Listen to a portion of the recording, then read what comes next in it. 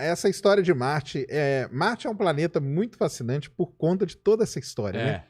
Marciano, né? Tem essa ideia dos marcianos. Exatamente. E de onde que veio isso? Que isso aí é legal pra caramba, porque lá em 1800, quando os caras quando começou a ter um telescópio um pouquinho melhor, e o pessoal começou a observar Marte, um primeiro cara que foi um italiano, chamado Schiaparelli, ele observou Marte e ele viu uns risquinhos. E ele chamou aquilo de canali. Canais. Canais.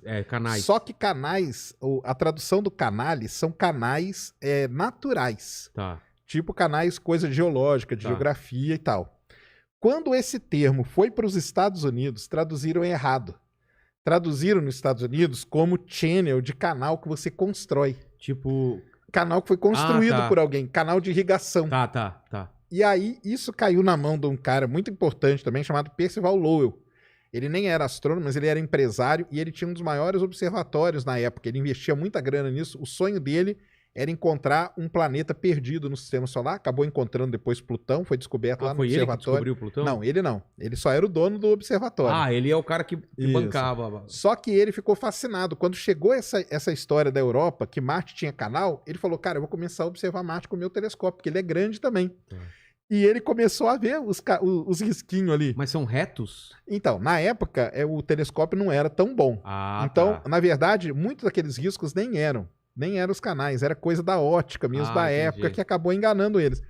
E qual que é o grande problema de Marte? Marte tem estação do ano, igual a Terra. Tem também? Tem. Então, se você observa ele numa estação e em outra, essas coisas mudam, essas feições, essas características mudam. O que o cara pensou aí, cara? Os caras estão plantando coisa lá. E estão mudando as coisas de lugar. Caramba! Então, esse negócio aí de ter vida em Marte ficou por muitos e muitos anos. Quando a NASA mandou Eu sabia dessa história, faz todo sentido. Aí, a partir dali, veio toda Os a caras vão história observando e falar, tá mudando aqui, tem alguém lá. Alguém mora lá e tá mudando. Aqui os caras agora estão plantando pro lado de cá. Eles pensavam que eram plantações, que os canais eram sistemas de irrigação. Eles tinham certeza absoluta disso. Caramba. Certeza absoluta. Tanto que aí depois veio todas as histórias lá, a Guerra dos Mundos, tudo veio nisso. Em 1965, a NASA mandou uma primeira sonda para explorar Marte, chamada Mariner 4. Quando ela mandou essa sonda, em 1965, pensava que quando a sonda fotografasse Marte, ia haver floresta lá. Quando a sonda passou, ela só deu uma passada, ela não ficou na órbita, não. E ela tirou 26 imagens de Marte. Quando ela tirou as imagens chegaram e não tinha floresta nenhuma, os caras começaram a ver que era um mundo muito parecido com a Lua e tal, que tinha um monte de cratera e tal. Foi, de um lado, uma decepção, porque eles queriam ver as florestas. Cadê as florestas? E do outro lado, falou, caramba, então é um mundo totalmente novo mesmo pra gente descobrir.